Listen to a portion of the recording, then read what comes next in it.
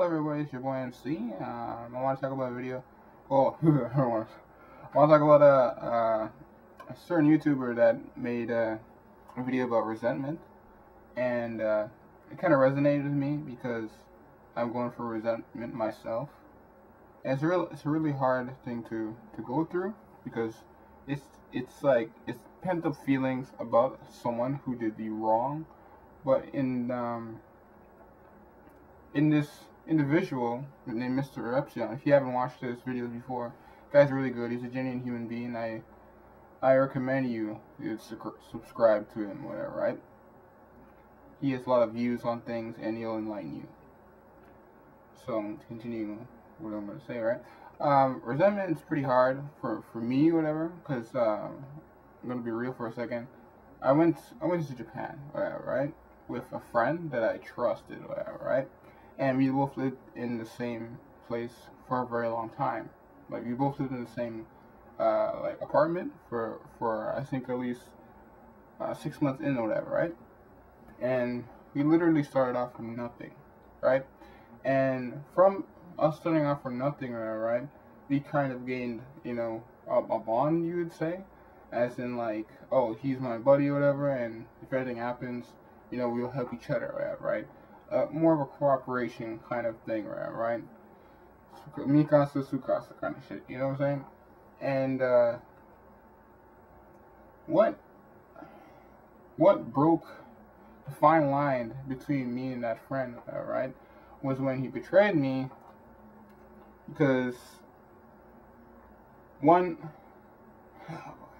he wanted me to leave, whatever, right?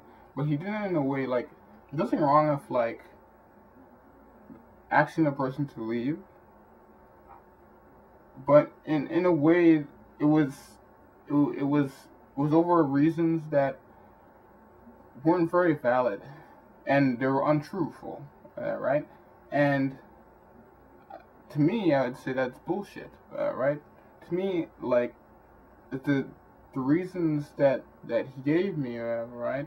They weren't very strong reasons of like saying, oh, I don't want to be here with you, right? I get the idea that if you want to be around someone, whatever, that's great. I get the idea, but the way how it's set up for us, right, is that if I'm going to, or set up for me, whatever, right? At that very time, I was trying to find a job, whatever, right? I was renewing a visa, and what killed me was he knew that, but at the same time, we get into an argument, and from that argument, it stems from me having to leave, right, from my place, right? And I'm not, like, prepared itself, so this started a lot of problems. So I'm going to tell you when the conflict began, right? Okay, so me and him got in an argument, right? The day before that, I went out with a friend and have a good time, whatever, right? Like, you know, go have a party or whatever and blow off steam, whatever, because from the argument, it got me stressed out, whatever, right? So I go out with my friend, we have a good time. I stay out late, whatever. I come back at the place at like maybe like 6 or whatever, 6 in the morning, whatever, and after I pass out, I wake back up, and from then, he wakes me up, whatever, right, at 9 o'clock, and after there's another person that's there that tells me that, oh, you're not supposed to be living here, whatever, right? And I said, oh, what the fuck, I'm supposed to be living here because, you know, my thing's in the name, whatever, right? But me being a stupid foreigner, whatever, right, I did not know that there's a thing about that you should know about the laws in Japan and stuff, like the agreement, not the laws, the agreement, or whatever, right? Is that if you're going to sign into a place, whatever, you gotta have your name on the papers for the place itself, not from the papers from you going to City Hall, or whatever, and they knowing that you inhabited in that place, right? So he tells me he broke his contract, whatever, right? So it's either that you both go or you go before I come back, right, in the morning. Like, if I come back in the morning, whatever, and you're still here, then both of you leave, whatever, right?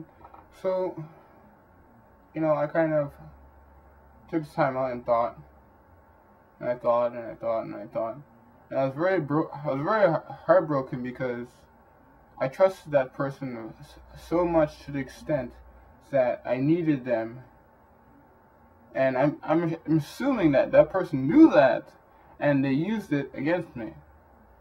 So in short, it was betrayal, and from that betrayal, I had to go find another place to live on short notice, right? On that day, not like 30 days you'd have to prepare yourself to go somewhere on that day. So at that time, I felt very vulnerable, right? And I went for a lot of stages of anger, right? I thought I went to very dark places in my life, and I think that's one of them. Because me being in another country and me doing something violent would be huge, right? It would be really bad for me on my part, being a foreigner, right? So I try to steer away from that, right? But that kind of messed me up mentally because I can't trust people as much as I could trust people before. So now I'm stuck with, oh, is this person gonna screw me over when I meet someone? Well, not all the time. Like, you can tell that when people are genuine sometimes when they put themselves out of their way for you. Right? I understand that. All right. There's really good people out there, and I respect those people. But sometimes you can't really tell who are genuine people are. Right? So it hurts when someone betrays you. It really does hurt when someone betrays you. And you feel resentment towards that person because they're an asshole dick. And I hope that person who did that to me is having a horrible life. And I know that may sound bad to you, right? For me to say that, to wish someone to have a horrible life, whatever, right? But, it hurts. It hurts that someone that you could trust so much would betray you. And after you have to start over from scratch in another environment and just live out, right? So fast forward, right? I'm in a different place, right? I did benefit from being on my own without him in my life as like a roommate or whatever. I did benefit, right? But it got harder. Life got harder, whatever, right? And I went through a lot more troubles, right, you could say, because I have the ability to communicate, right? Like, I'm a translator, right? I can do that, right? In Japan and stuff, I can communicate. That's not a problem with me, right? But the thing about the problem with me is the laws in the country is I don't know all of them, right? And I don't know places that I would need to, gain information from, like.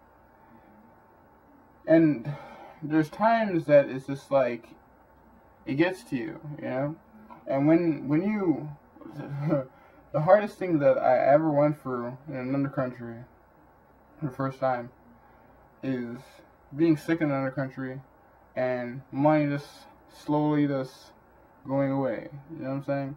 And when when you finally get a full-time job, whatever, right? And you're sick, and you know that if you don't go to work, it's over. You don't have any income, period, right? And no one's gonna help you, right? There's a lot of stress that comes with that, and because of that stress, you pick up things, right? And I never thought that myself would pick up alcohol, whatever, like drink, whatever, to get over stress and all those stuff. I used it as an outlet, right? It was bad to use it as an outlet. And it's funny that the culture in Japan is that a businessman will go to work, right? And they would have a stressful day, and after they come home and they would drink. And I would see it around me, like they would drink. When they finish work, they would go home and they would drink. And after they do the same thing all over again, they get shit faced and do the same thing all over again and all over again and all over again. And that's how my immune system went shit dry, and I got sick. And from for me being sick, I had to keep going to work, and it's just like a constant, it breaks you, you know? But going back to resentment, I understand that people go through it. I understand that it's very hard to get over it. I understand that it's very hard to forgive. Because who would want to fucking forgive? Forgiving's hard, you know? Forgiving's hard. People, scumbag people like him that exist in the world, that you just wish to just disappear. I'm not gonna say die or anything, because, you know, I don't have it in me. I don't have it to say that anymore. I just don't have it in me. Alright? I used to be a very person that is, you know, very giving. I still kind of am a person very giving, but now I have it like on a short leash kind of giving way. Like, I still love people, genuinely. I love any person that has an interest in my life and took the time to understand my life. I love that. That's amazing to me, right? But when you get betrayed, I don't know, man, it makes you feel a way that it's like, how could you do that, you know? So this is my way of, you know, taking resentment and trying to deal with it, is try to find a way to, you know, put your energy into something else, or if you can, you know, try to forgive that person. You don't have to see that person ever again. You know, you don't need to, you know, associate that person again if you don't feel like it. You don't need to do it anymore. It's not like you're supposed to, whatever, right? You're supposed to shake hands with that person and let bygones be bygones. You don't need to. In my opinion, you don't need to. You can just let it go. You can just forget and make it disappear, whatever, right? Even though that it's hard to get over it, you're just gonna think of the greater and the better things in life, right? Life doesn't end there, right? Just because one person betrayed you at that time, it doesn't mean it's gonna be the next person. Like, bad experience don't make good experiences. One bad experience makes another bad experience. But that's my part on resentment. If you feel any way, then say what you gotta say, you know? But I'm glad you made that video. I'm glad MrRepzion made that video of resentment, because I went through it, and I don't think of that person anymore as much as I did before, and those thoughts and those feelings of being betrayed. But it was very nice. I feel that I'm very glad I was able to hear your part. Anyways, thanks for watching, and peace.